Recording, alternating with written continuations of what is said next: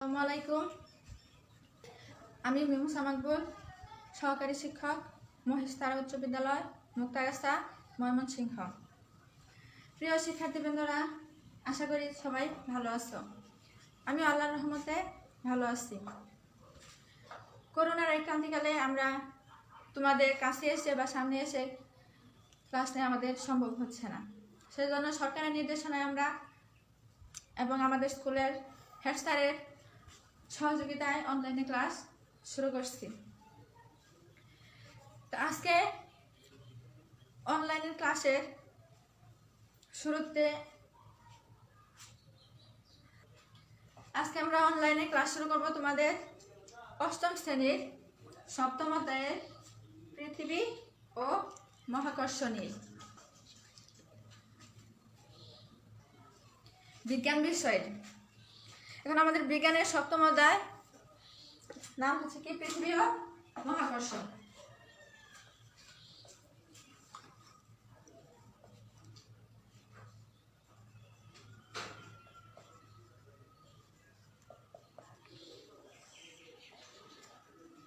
পৃথিবী ও মহাকর্ষ। পৃথিবী সম্বন্ধে আমরা মোটামুটি জানি পৃথিবী কি, সেটা আমরা সবাই বুঝি।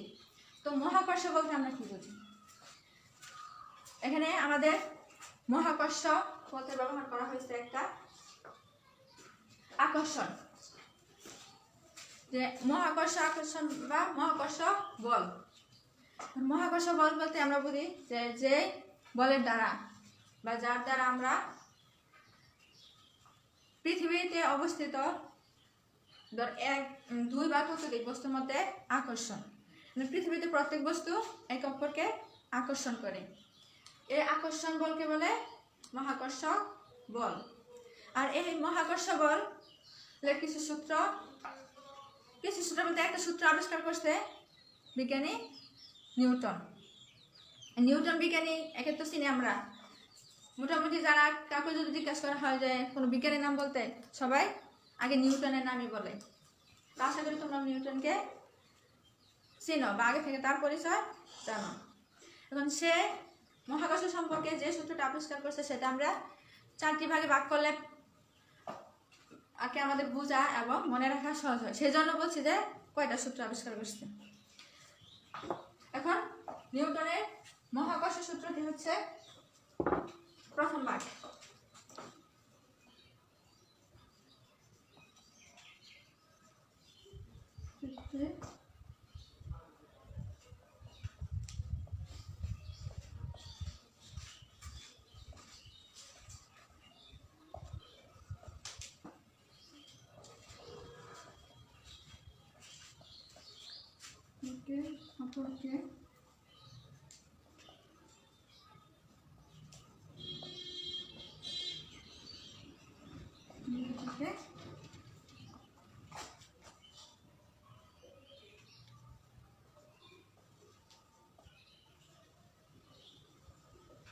আকর্ষণ করে।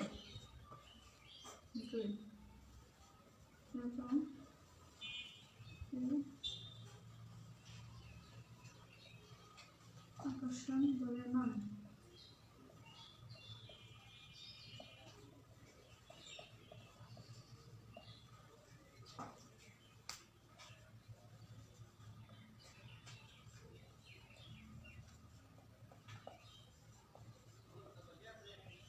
বলের গুণফলের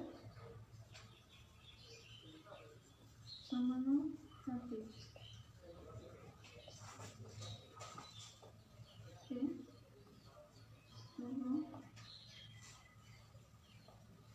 বস্তুর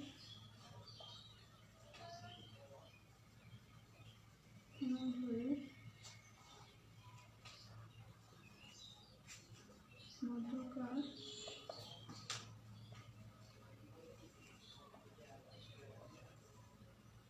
দূরত্বের সমানুপাতিক।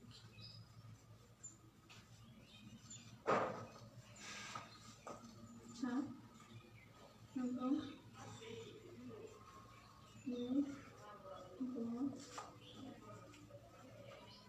বস্তু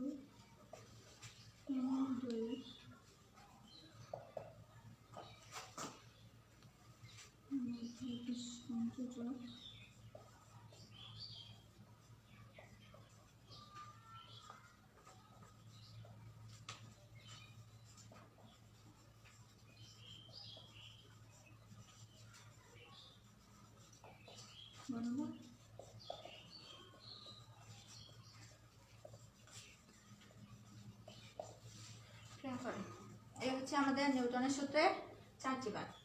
তো প্রথম ভাগে কি আছে? প্রথম ভাগে আছে যে পৃথিবীর প্রতিটি বস্তুকণা একে অপরকে আকর্ষণ করে। মানে আমার সাথে আমি একটা বস্তু, এখানে হোয়াইট বোর্ডটা একটা বস্তু, আমার সাথে এই বোর্ডের একটা সম্পর্ক আছে। আমার সাথে সামনে যে ক্যামেরাটা আছে এর সাথে একটা সম্পর্ক আছে। আমার সাথে আমার হাতে যে কাঠিটা আছে এটার একটা সম্পর্ক আছে। এটা আমার আর পৃথিবীর অন্য কোনো বস্তুর সাথে যে সম্পর্ক বা যে আকর্ষণ, এই আকর্ষণটা হচ্ছে মহাকর্ষ আকর্ষণ বা মহাকর্ষ। এই আকর্ষণের ভিতরে যে বলটা কাজ করে সেটা হচ্ছে মহাকর্ষ বল। আর হচ্ছে যে এবং এই আকর্ষণ বলের মান বস্তু কণা দ্বয়ের ভরের গুণফলের সমানুপাতিক। মানে বস্তু কণা দ্বয়ের ভর, এখানে দুইটা বস্তু আমরা নিয়ে আলোচনা করব। আর বস্তুর দুইটি ভর অবশ্যই দুই রকম, একটা যদি ছোট হয় একটা বড়, আর দুইটা যদি সমান হয় তো ভর যদি দুইটা হয় তো তাদের গুণফলের সমানুপাতিক। সমানুপাতিক বলতে আমরা কি বুঝি? মানে সমান সমান। এখানে বস্তুর ভর যে হারে বৃদ্ধি পাবে বস্তুর আকর্ষণ বল সেই হারে বৃদ্ধি পাবে। এখানে যদি ধরি যে আমাদের বস্তু দুটির বল, একটা বল হচ্ছে 10 আর একটা হচ্ছে 10, তাহলে 100। তো এখানে আমাদের বলের মান হবে বল ওই 100 হারে বেড়ে যাবে। এখানে যদি বল আবার যদি ধরি এখানে 5, তো বস্তু হলো কত? 25। বস্তুর বল হচ্ছে গুণ করার পর পেলাম 25। তো এটা সমানুপাতিক হারে বল পাবে, মানে সমান সমান। এখানে বল যে হারে বৃদ্ধি পাবে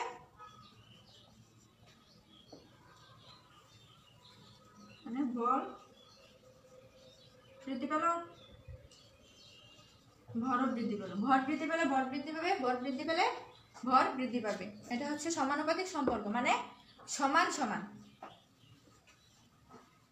তারপর আবার 3 নম্বরে আসছে বস্তু কণাদের মধ্যকার দূরত্বের ব্যস্তানুপাতিক। মানে এখানে যে বস্তু দুটো আমরা আলোচনা করতেছি এই বস্তু দুটার মধ্যে দূরত্ব আছে অবশ্যই। তো এই দূরত্বের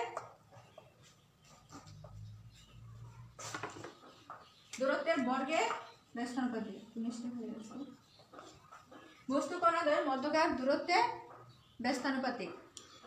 এখন ব্যস্তানুপাতিক মানে কি?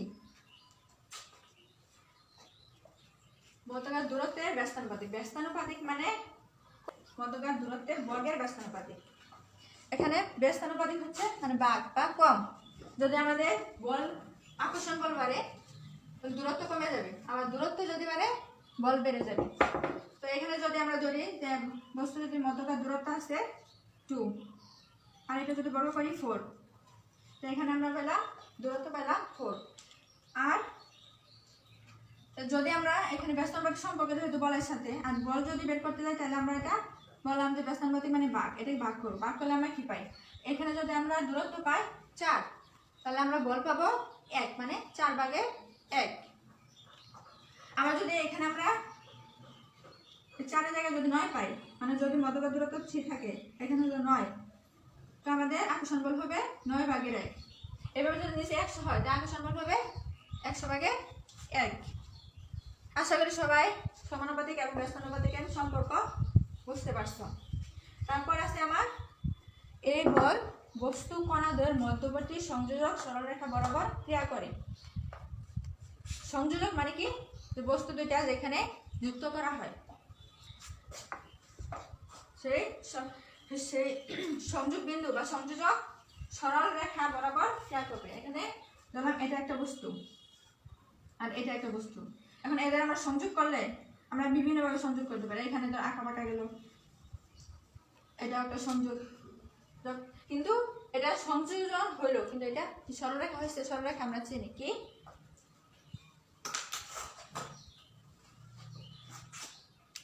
সরলরেখা মানে সরল পথ। এখন সূত্রে কি বলে দিচ্ছে যে বস্তু কণা দুটি সংযোজক সরলরেখা বরাবর এই বল ক্রিয়া করবে, মহাকর্ষ বল ক্রিয়া করবে। এবং এই আঁকা বাঁকা পথে মহাকর্ষ বল কোনো ক্রিয়া করবে না। তো এটা গেল আমাদের সূত্রের বিবৃতি। তোমরা বাসায় যদি এই সূত্রটা 3-4 বার পড়ো মোটামুটি আয়ত্তে আনতে পারবে। আর এই সূত্রের গাণিতিক বিশ্লেষণ জানতে হবে এখন আমাদের। এখানে আমরা প্রথম কি বলছিলাম যে সূত্রের আকর্ষণ বল বা মহাকর্ষ বল, মহাকর্ষ বল আমরা প্রকাশ করি, মহাকর্ষ বল প্রকাশ করি কি দিয়ে? এফ। এফ হচ্ছে মহাকর্ষ বল। প্রথমে বলা আছে যে পৃথিবীর প্রত্যেকটি বস্তু কণা একে অপরকে আকর্ষণ করে। তো আকর্ষণের ফলে আমরা কি পাই? মহাকর্ষ বল। দ্বিতীয়টাতে দেওয়া আছে এই আকর্ষণ বলের মান বস্তু কণা দ্বয়ের ভরের গুণফলের সমানুপাতিক।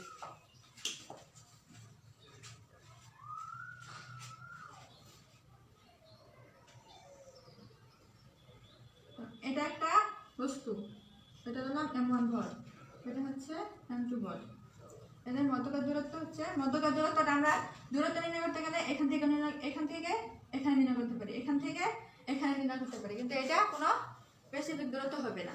এই জন্য আমাদের দূরত্ব নিতে হবে বস্তুর কেন্দ্র থেকে। প্রত্যেক বস্তুর একটা অবশ্যই নির্দিষ্ট কেন্দ্রবিন্দু আসছে। ধরলাম আমাদের এই বস্তুর কেন্দ্র হচ্ছে এটা, এখান থেকে দূরত্ব আর এখান থেকে দূরত্ব, এই দুটো দূরত্ব হচ্ছে ডি।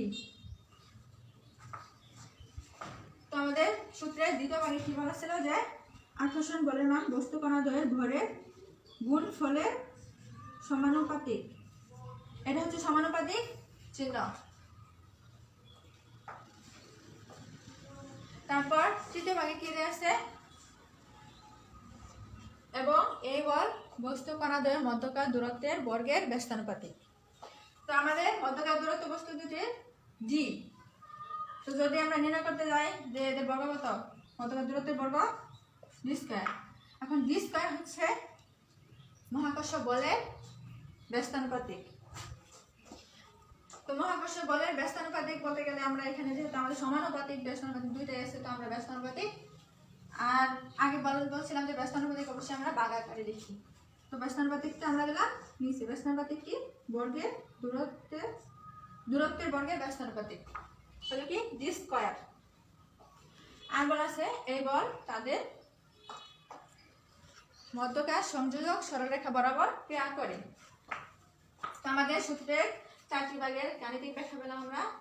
এফ সমানুপাতিক m1 m2 ভাগ ডি স্কয়ার।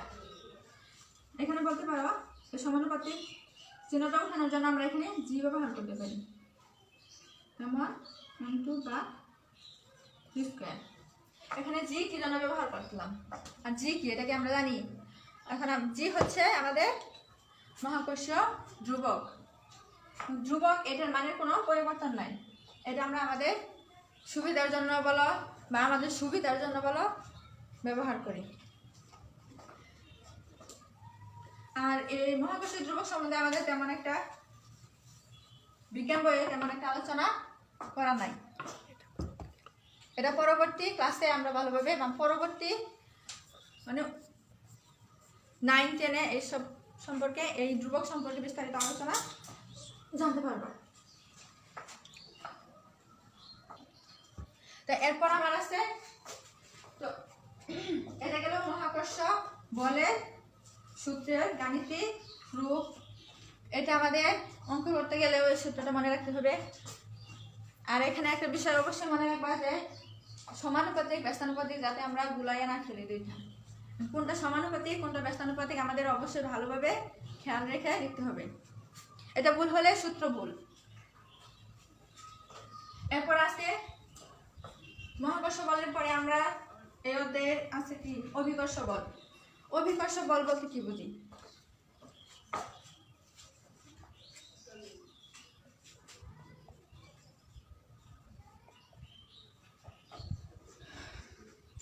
অভিকর্ষ বল মানে হচ্ছে পৃথিবীতে অবস্থিত দুইটি বস্তুর ভিতরে যেমন আকর্ষণ আছে, পৃথিবীর ভিতরে অবস্থিত বস্তুর সাথে তেমন একটা সম্পর্ক আছে।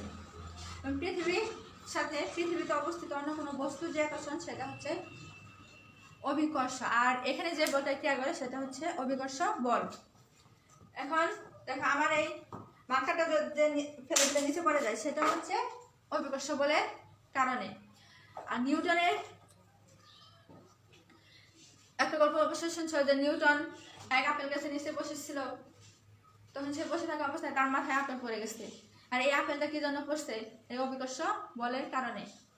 এবার আমরা অনেক সময় হেঁটে যাই, হেঁটে গেলে আমাদের মাথায় কাকেও পায়খানা করে দেয়, সেটা কি জন্য? সেটা হয় অভিকর্ষ বলের কারণে। এখানে যদি অভিকর্ষ বল না কাজ করতো, পায়খানা নিচের দিকে পড়তো না।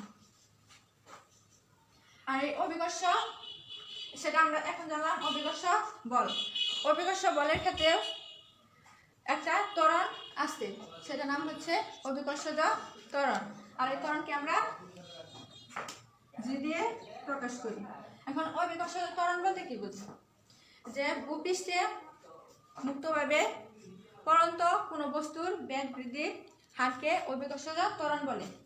আর বেগ বৃদ্ধির হারকে আমরা মোটামুটি যদি অন্য কোনো গতির চাপের আমরা বললাম যে বেগ বৃদ্ধির হারকে ত্বরণ বলে, তো এই ক্ষেত্রে আমরা অভিকর্ষজ ত্বরণের ক্ষেত্রে কি পেলাম? যে ভূপৃষ্ঠে মুক্তভাবে পরন্ত কোনো বস্তুর বেগ বৃদ্ধির হারকে অভিকর্ষজ ত্বরণ বলে। এখানে যদি মুক্তভাবে উল্লেখ না থাকতো তাহলে সেটা অভিকর্ষ হইতো না। মানে যদি এখানে কোনো বাধা বা কোনো প্রতিবন্ধক থাকে, সেটাকে মুক্তভাবে করতে পারবে। এই অভিকর্ষ বলের কারণে, অভিকর্ষজ বলের কারণে আর মুক্তভাবে করার কারণে সেটা অভিকর্ষজ ত্বরণ। অভিকর্ষজ ত্বরণ সংঘটিত হতে গেলে অবশ্যই বস্তু মুক্তভাবে করতে হবে।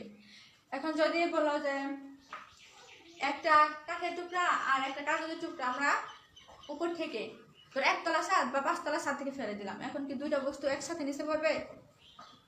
অনেক জায়গায় আসে একসাথে পড়বে। একসাথে পড়বে কিভাবে? যদি আমরা বন্ধ করে নেই বা এখানে কোনো বাতাস নেই, কোনো কিছু নাই, সে বাতাস যদি আমরা ছাদ থেকে ফেলে দেয়, এখানে অবশ্যই বাতাস কাজ করবে। বাতাস কি খালি চোখে দেখা যায়? কিন্তু যদি আমরা কোনো বন্ধ করে নেই, এখানে আমাদের কোনো বাতাস নেই, কোনো বাধা নেই, এখানে মুক্তভাবে মানে মুক্তভাবে বস্তু দুইটা একসাথে পড়বে। কিন্তু যদি আমরা বাইরে নেই, সেই ক্ষেত্রে বস্তু দুটো মুক্তভাবে পড়বে না। আর যেহেতু মুক্তভাবে না পড়লে বস্তু দুটি একসাথে পড়বে না, যেটা একটু ভারী সেটা আগে পড়বে আর পাতলাটা আস্তে আস্তে পড়বে। তো আমরা বুঝলাম কি অভিকর্ষজ ত্বরণ। এই অভিকর্ষজ ত্বরণের একটা সূত্র আছে, আর সূত্রটা আমরা অবশ্যই মহাকর্ষ বলের সেই সূত্র থেকে বের করতে পারবো। এটা আমাদের অঙ্ক করতে গেলে ব্যবহার করতে হবে। তো আমরা কি পড়ছিলাম প্রথম? আমাদের এখানে অভিকর্ষজ ত্বরণের একটা নির্দিষ্ট মান আছে, সেই মানটা আগে আমরা একটু জেনে নিই। 9.8 মিটার পার সেকেন্ড। সব ক্ষেত্রে ত্বরণের একক একই, সব ক্ষেত্রে অভিকর্ষজ ত্বরণের একক একই। এক্ষেত্রে ত্বরণের একক হচ্ছে 9.8 মিটার পার সেকেন্ড স্কয়ার, আর বেগের একক হচ্ছে মিটার পার সেকেন্ড। এক্ষেত্রে কেউ কোনো ভুল করবা না। ত্বরণের ক্ষেত্রে স্কয়ার, বেগের ক্ষেত্রে 1। আমার এই অভিকর্ষজ ত্বরণের মান বিভিন্ন ক্ষেত্রে বিভিন্ন, মানে পৃথিবীর সব জায়গায় গোলাকার জানি আমরা, কিন্তু সব জায়গায় তো তার পৃথিবী সত্যি আসলে পুরোটাই গোলাকার নয়, এটা ডিম্বাকার। ডিম্বাকারের ক্ষেত্রে পৃথিবী ডিম্বাকার যদি হয় এরকম। এখানে আছে বিষুবীয় অঞ্চল, মেরু অঞ্চল। মেরু অঞ্চলে অভিকর্ষজ ত্বরণের মান বৃদ্ধি পায়, বিষুবীয় অঞ্চলে অভিকর্ষজ ত্বরণের মান হ্রাস পায়। এখন আপাতত আমরা এই চ্যাপ্টারে যা জানলাম, মোটামুটি অনেক কিছু বুঝলাম, শুনলাম, জানলাম, এগুলো আমরা বাসায় চর্চা করব। আর মহাকর্ষ বলের যে সূত্রের অঙ্কগুলো আছে এগুলো বাসায় প্র্যাকটিস করবা তোমরা সব। আজকে